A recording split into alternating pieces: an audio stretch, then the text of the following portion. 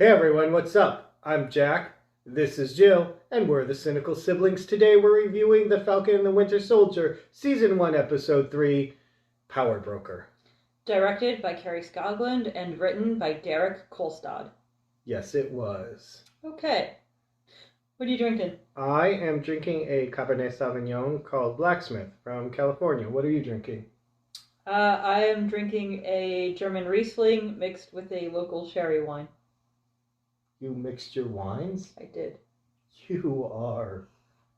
That's terrible. I can't talk to you anymore. That's going to be a problem for this review. Oh, right, we're reviewing something. Okay, so, what did you think of this episode? Yeah, I'm still trying to figure that out. It was darker than I was expecting them to get. Yeah, what did you think about it? I wasn't really a big fan of this episode. I thought it was very mediocre. What made it... Okay, now spoilers. Oh, yeah, let's Spoilers. Yeah, okay. Spoilers. Okay, Are what you made done? it... Yes. Yeah. By the way, people mix wines all the time. I'm just messing with you. I'll totally talk to you more. I just so appreciate how magnanimous you are about that. Mm-hmm. Yeah. Mm-hmm. No, yeah, I am. I give all the craps too.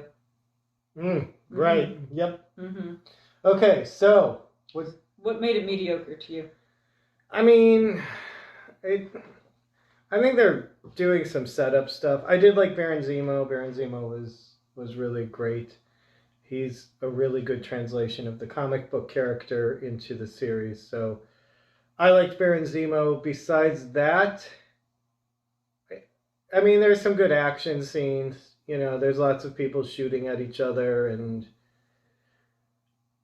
it just, I don't know. I just wasn't, I'm still trying to figure out exactly why I was sort of almost bored halfway through. It did seem like a much longer episode than the previous ones, even though it definitely wasn't, I don't think. I don't think it was actually longer by any significant amount, but it just... Yeah, it's like nothing really happened. I'm sure they've set lots of stuff up. The ending is really interesting. Mm-hmm. But, yeah, if this review seems sort of boring to people, that's because I was kind of just, this episode's okay. Not really excited, not really unexcited. The first two episodes were really good, and then this one was like, okay, this happened. Stuff's happening. Well, I think too, like, they're setting things up to... I was anticipating that they would take it to the point where, like, okay, the blip has happened. We all imagined at the end of Endgame that this would be a really fantastic thing. Half of the people came back. We all know that everyone was super depressed losing half of their people. So this should be a time for euphoria. We see, no, it's not. Things are really complicated. Things are really hard. Things are getting kind of dark out in the world. It does actually remind me a lot of the history I know of when Eastern Germany rejoined Western Germany in the early 90s. Just because, there was all of this euphoria in both sides of Germany when the wall fell in 1989. And, all the Germans wanted to be one German people again. The Soviet bloc had broken off families and friends and, everything. And, this was about 20 odd years later. So it was this big celebration of everyone coming back together. And then everyone voted on reunification. And then Western Germany figured out what kind of dire straits Eastern Germany was in financially. And, like, a lot of Western Germans were not okay with having to bail out the Eastern Germans. That's how they felt about it. And a lot of animosity started to form. So it feels like a really similar dynamic to me from what I've learned in history. I like how we want unification, but we don't want to pay for it. Right. Yeah. Like we want the things, but we don't realize there's a cost. There is always a cost. Yeah. If you want something, pay for it. That's the way everything works. There's no way not to have a cost. Anyways, that's a conversation for another time. But I do think that's a really interesting observation because, and I think there's a lot to say about the way that they're handling the events after the blip. But I do think it's really interesting that, usually when you're at the end of a movie, like you are with Avengers Endgame, and everyone comes back at the end and they defeat the big bad guy Thanos so he can't kill everyone all over again. It's very heroic, it's very exciting, there's lots of happy feelings, I guess, when Captain America has got his shield half broken and you hear Falcon come over the on your left and you're like, yeah, like that's great, and there's all that euphoria like you said, but then comes the actual logistics of half the world's population showing up 5 years later without anyone being prepared for it, without there being jobs available. The whole economy has reset itself around half the population. I do think that it is relevant that they're showing that this is not a simple task of just going, oh, everyone's back, everything's back to normal. And I think that there's a lot of parallels between what they're showing with the reunification of everyone, the global, what do they call it? There's a global council. Oh, yeah, GSRC or something. Yeah, something. We'll have something to look like it that. up. But I think there's a lot of interesting parallels with how they're trying to handle the logistics and kind of what we're experiencing right now with the global pandemic and handling all the logistics and the anxiety and the stress that comes with that. And I think there's a lot of room to speak about, probably Marvel didn't set that up intentionally, but here we are. But it did end up paralleling, and I think that's really interesting. So I did like those elements of the story. I also thought Baron Zemo was really, he was well done in what is that, Captain America Civil War is where we see Baron Zemo for the first time. I think he's done really well here too. He's an extremely intelligent villain who's manipulating everyone around him exactly the way I would expect Baron Zemo to do. So I did really like those pieces. That was really good.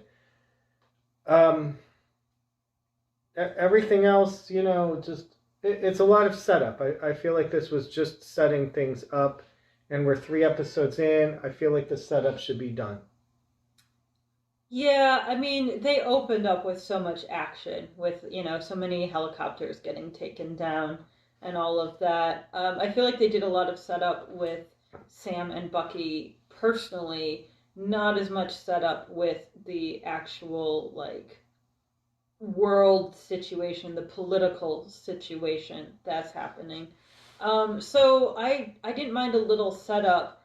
At the same time, I feel like what they did with Sharon Carter, just showing up after kind of getting forgotten for a few movies, and what they did with,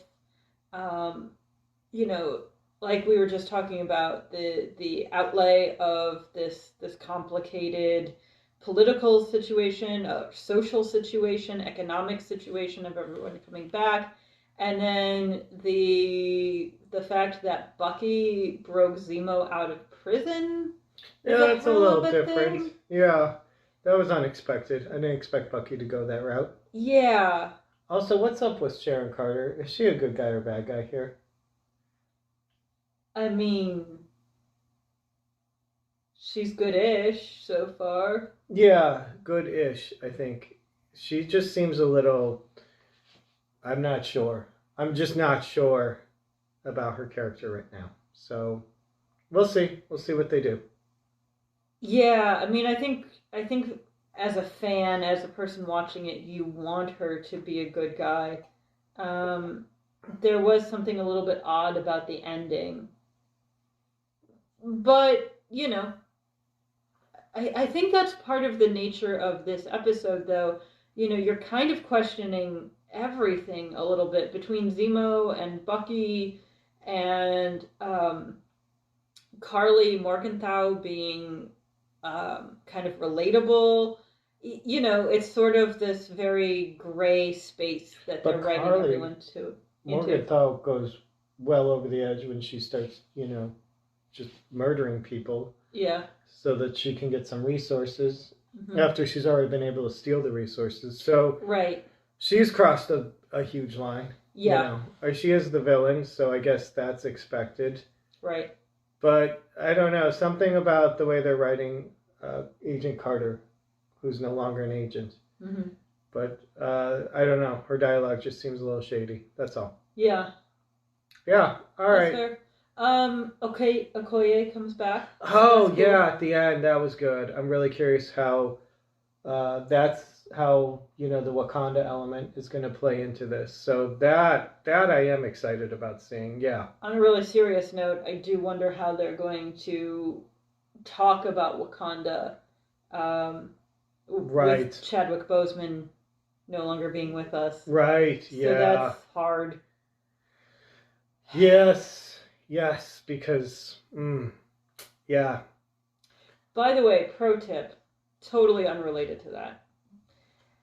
If you ever see a vaguely European country that isn't like clearly London or Paris or something like that, and you see those granite sidewalks with the squares in them, like in this, they're in Prague. Just as a note, they're always in Prague. Which you know, because you've been there. Yeah, I was there for a while, so I was like, wait a second. I've never been to Latvia. I know those sidewalks. I do. They're terrible in the winter. They are they? really slippery. Yeah. Walk in the snow. Don't walk on the stone. So granite sidewalks are bad in ice. Okay. Yeah. We have all learned a valuable lesson today. There you go. That is your pro tip for today. Yep. Better living through the Cynical Siblings. All right. I think that's all we have to say about this episode because I don't have much to say about it. All right. Cheers. Cheers.